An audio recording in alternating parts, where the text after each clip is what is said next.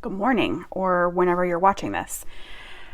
This video, if you can't tell by the title, is all about decks that I'm going to be using for Aquarius season. We are several days now into Aquarius season. It's the 26th of January, so Aquarius season starts on the 20th of January.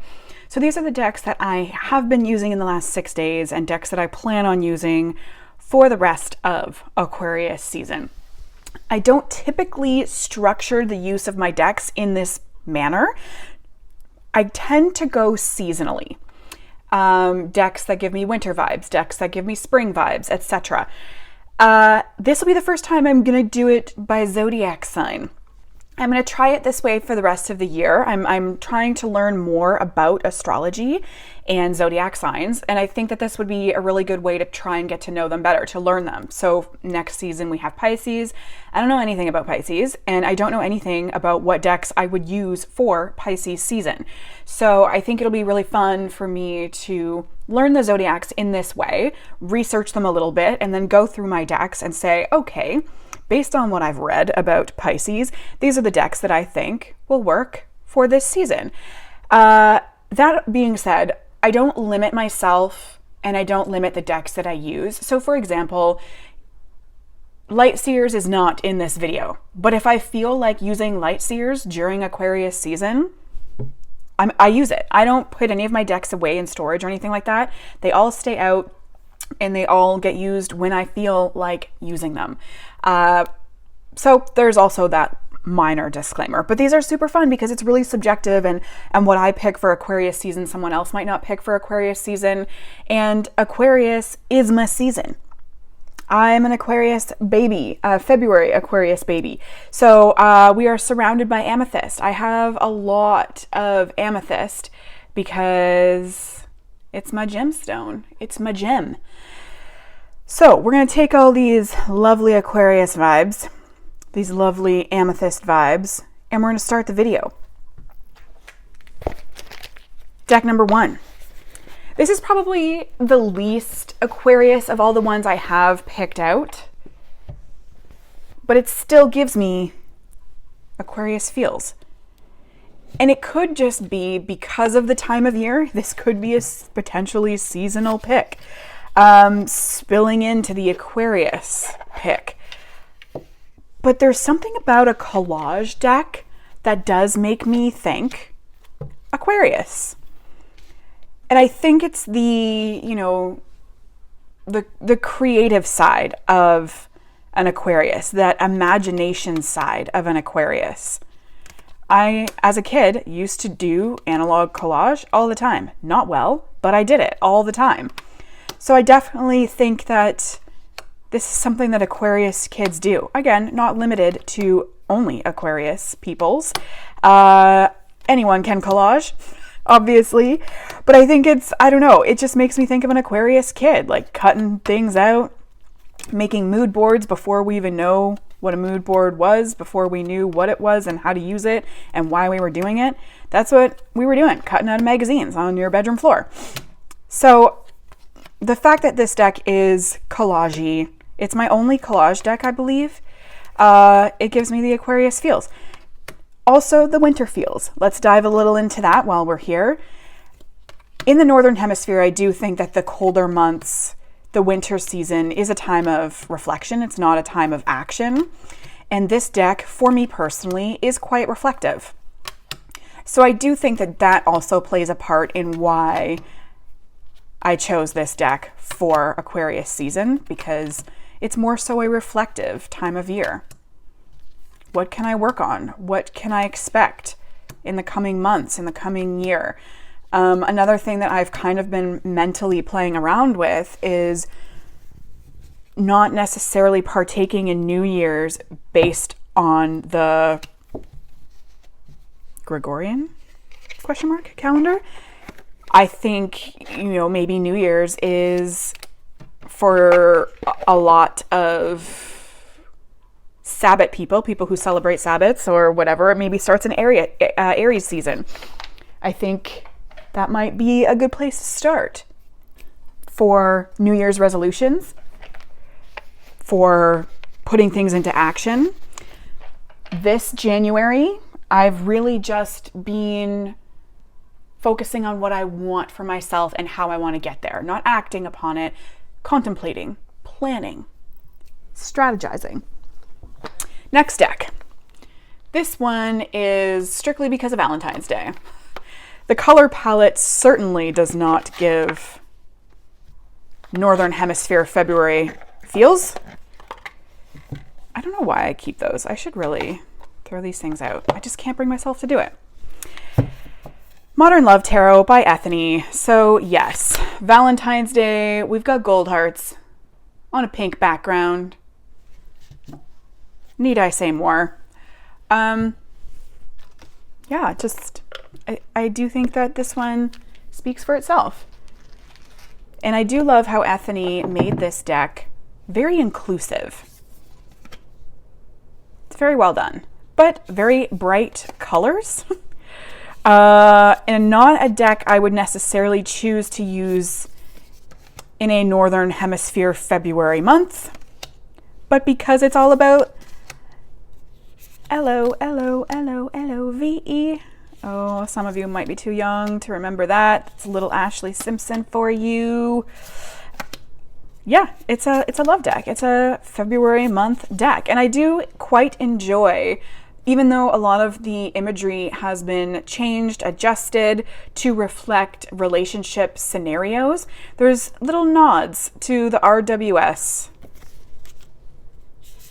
in some of them. Not necessarily all of them, but... So where this deck really shines, I think, outside of the inclusivity is the book.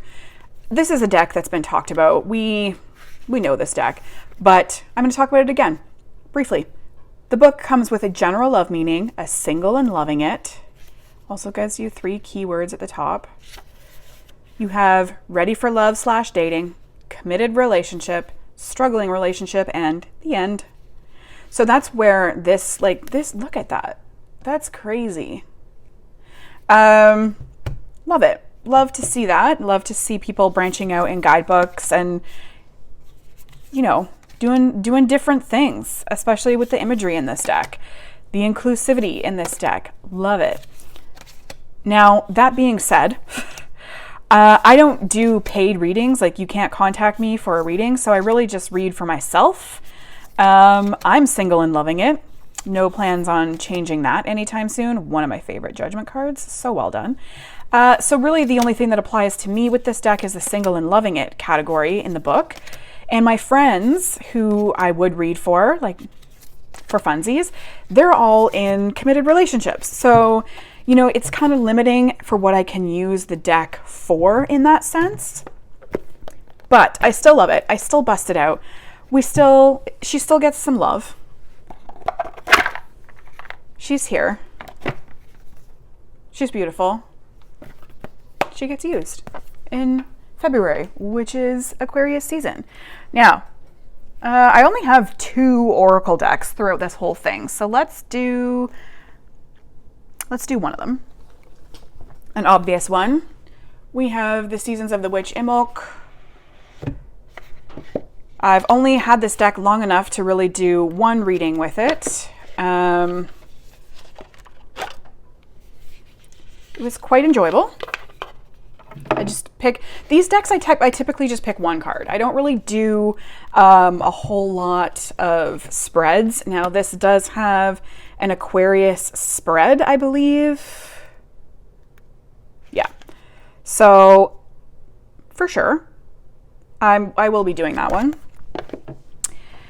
Probably closer to my birthday, a day or 2 within my birthday, I guess. Now, we start off with the card that I don't necessarily agree with. Northern Hemisphere, we started to get longer days as of December 21st. So yeah, our days are still dark, but they're growing. They're getting longer. So this card I don't love. Other than that, here for it. It's very snowy, very wintry, which I guess we are still in the snowy, wintry season in Aquarius. There's still lots of snow.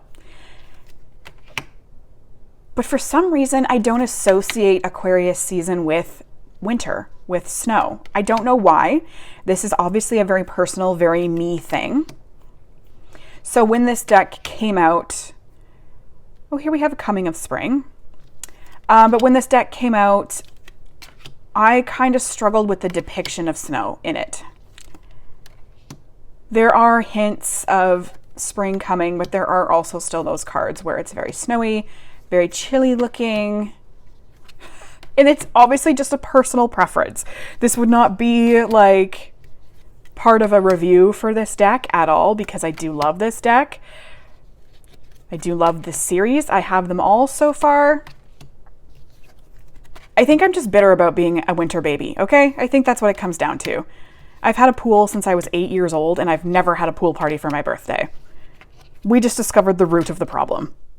One thing I also love about these decks, which I was kind of disappointed, but in a funny way, there is a rosemary bread card, and I was like, oh, there is for sure going to be a recipe for rosemary bread, and I'm excited. There's not. No recipe for the rosemary bread, which fine, I can look it up. I'm a big girl, I can do that. Then there's like the cinnamon roll, and I was like, oh my gosh, there's totally gonna be a recipe for cinnamon rolls.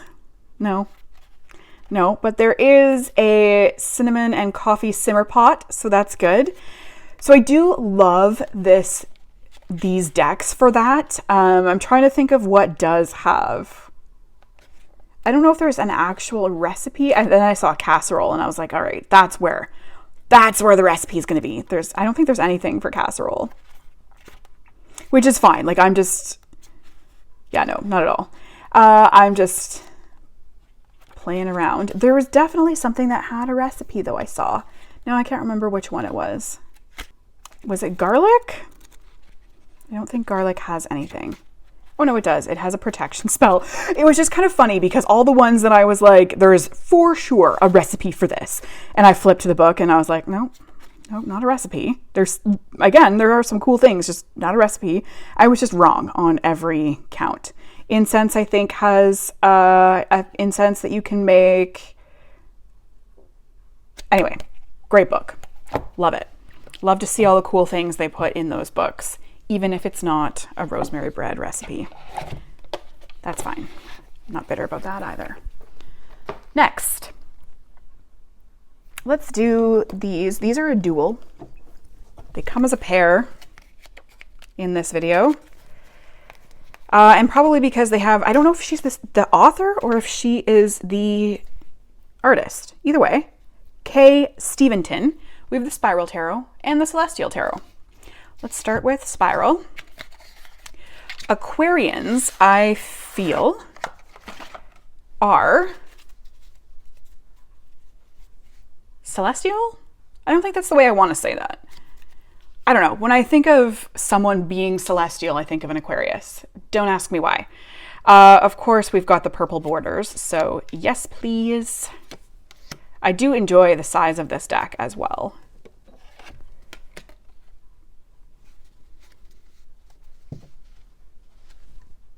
Kind of cool. Little guy. Yeah, just, I don't know. This deck doesn't, I mean, it does give me celestial feels. It does for sure give me celestial feels. Not as much as the Celestial Tarot, but because it has the same author slash artist, not sure. I think it's the author. They kind of go hand in hand to me a little bit. Oh my God, so good. So good. So we've done some readings with this one in the last few days and the Celestial Tarot. I also just, I don't know. I'm craving old school. I have been for like 6 months. Just, I really want the 90s feelings. The old school, like campy tarot decks. I don't know what it is, but I am craving those lately. And both of these decks do that. Oh my gosh, like, so great. No idea what any of the symbols mean, the Hebrew letters, like, that's way over my head. But that's cool. Oh, the 3 fates. We get our Greek mythology kicks in here. So that is the spiral.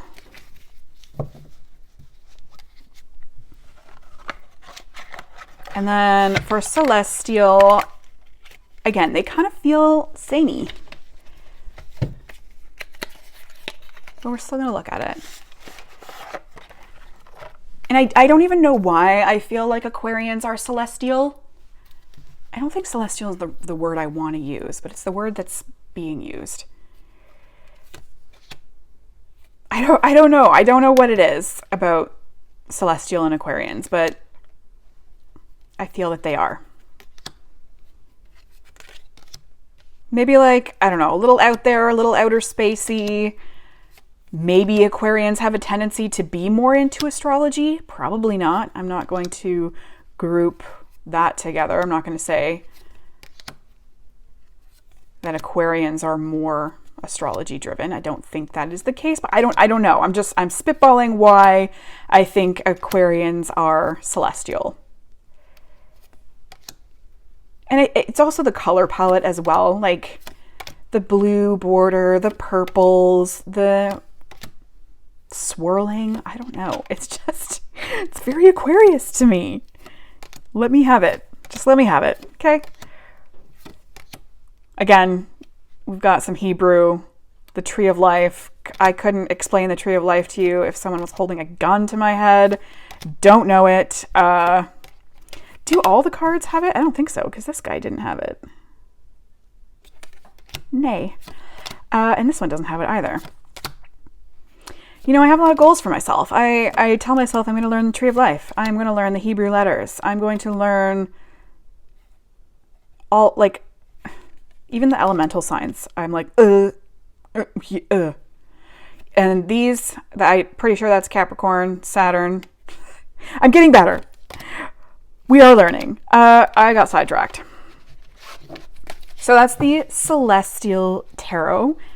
And my reasoning is because it's celestial. Why is that my reasoning? Don't know. Couldn't tell you. Because Aquarius. Okay, we've got 3 tarot left and 1 oracle. Let's do 1 tarot. And then we'll go switch to an oracle. This one shouldn't come as a surprise if you watch my videos, because I bought it last year for myself for my 40th birthday, because it gives me Aquarius vibes, and 40th birthday don't give a shit vibes. So this is the first version. There are 2 versions of this deck. Badass regular and then Badass 2. It's just called Badass 2. They are very, very, very similar. The art style is slightly different, I find, in Badass 2. So you could purchase Badass 1 and 2 and switch out the cards you don't love. I feel like I would pick out which ones, if you didn't look at them, if you didn't analyze it, you might be able to sneak the second version in here without them being noticed. Some of the quartz I like better in the second version, but then some of the quartz I like better in this one. Nudity warning. a little too late. This deck, it just gives me, I don't care. I'm going to do what I want to do. You can't tell me no, I can't do it. If I want to tell someone to F off, I'm going to tell someone to F off, although I would never do that. I wouldn't do that. I know a lot of Aquarius people that do tell people to F off. I was raised by a Libra, so I am very much a rule follower because of my Libra mother who drilled that into me. So Aquarians are known for being rule breakers. That's not me. And I believe that that's because I was raised by a Libra. But this deck does still give me those F off, F it. Like, it's very edgy, a little strange and edgy. And I would say that those are Aquarius things.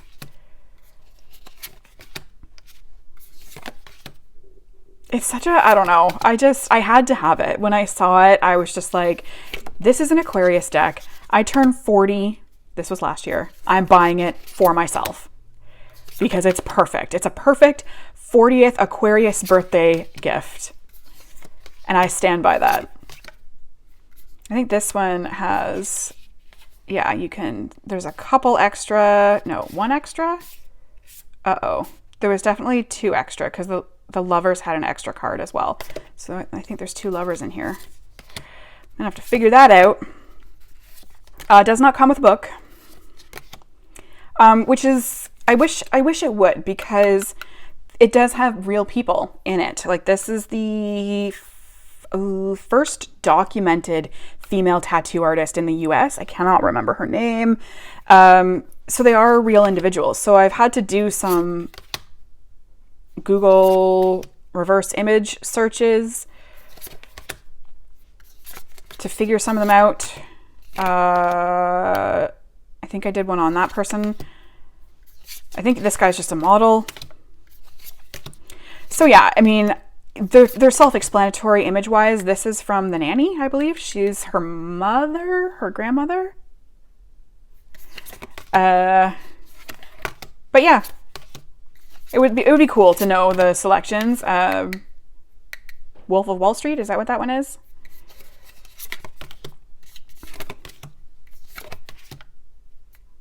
Just legit Aquarius deck. If I had to pick one deck to be the Aquarius deck, it would be this one. And I think that's pretty obvious. I think it's pretty straightforward as to why. I feel like I spent a lot of time on it. Next, we're gonna do the Oracle, my second to last Oracle. I do wish I had more Aquarius feely oracles. So if you have any, let me know, because I would be on the market. We have the Wild Unknown archetypes. This one,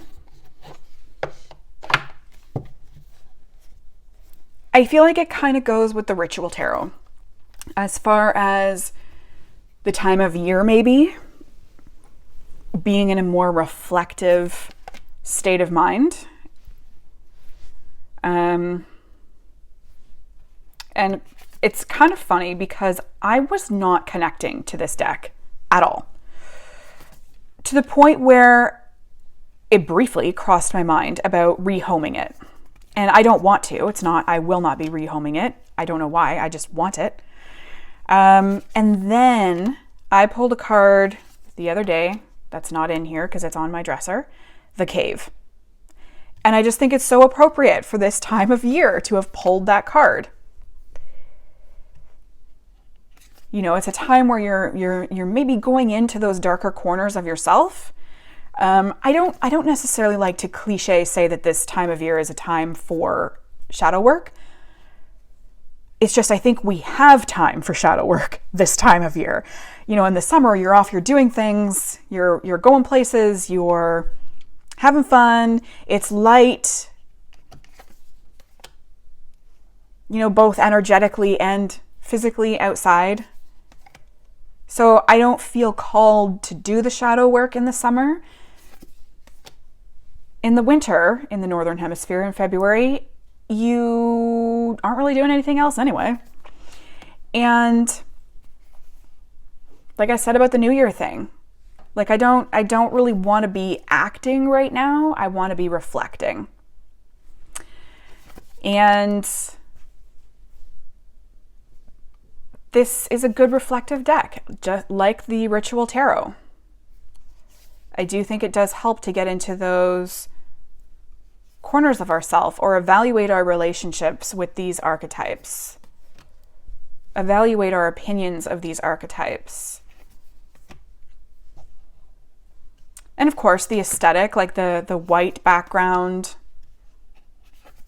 snow, black and gray, the dreary. That helps as well.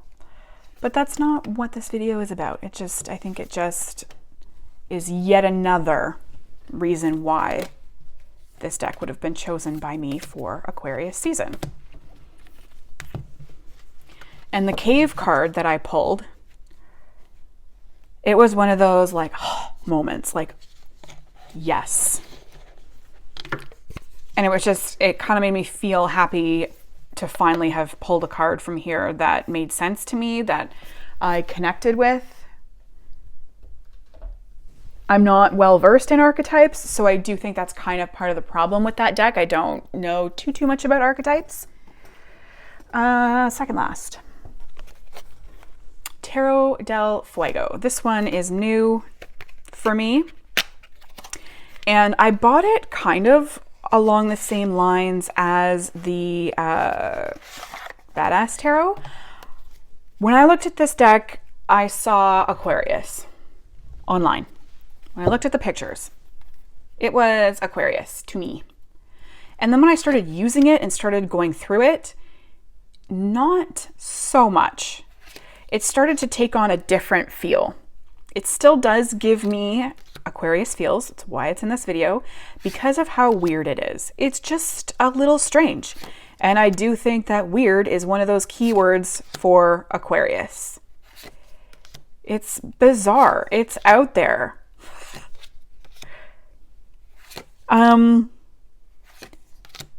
But the more I work with it and the more I use it, it does give me Leo energy. And I think it's the fire, maybe. All the fire. But I don't know. Like that little girl, she's an Aquarius. I don't know.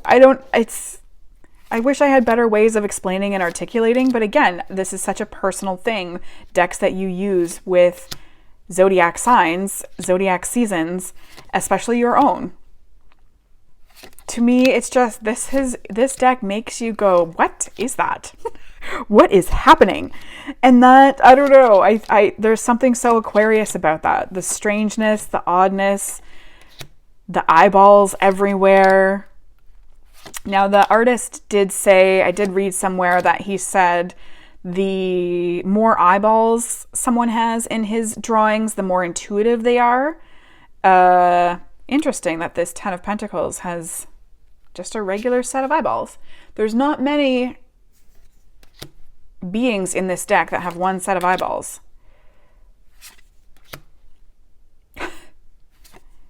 It's just like, what? Brilliant, absolutely brilliant, but a little out there, and I love it. I'm digging it.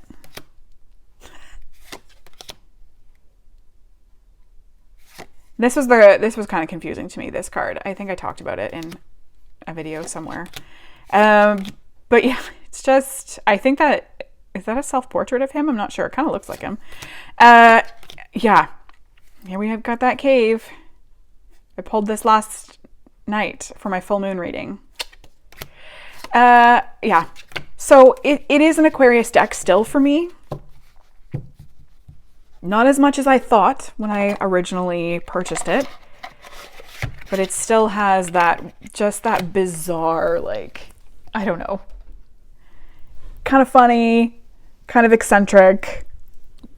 Alexa thinks I'm talking to her and thinks I requested a playlist.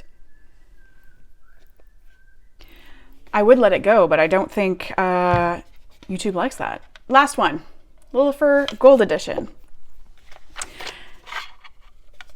This deck definitely gives me the Aquarius feels because of the beings in it. I love this cardstock. Oh, just love it. What are these? Are they people? Are they aliens? Are they cosmic beings? Don't know. Do I love them and want to be all of their friends? Yes. So it kind of goes with that Tarot del Fuego in that they're weird things. They're weird little guys. Sometimes they have a more human look to them. Sometimes not. I don't want to call these guys sprites but sometimes I feel like calling them sprites. I don't know what they are. More human in that one. They feel like a little cosmic-y maybe, but they just feel like special beings that want to give you the advice that you need.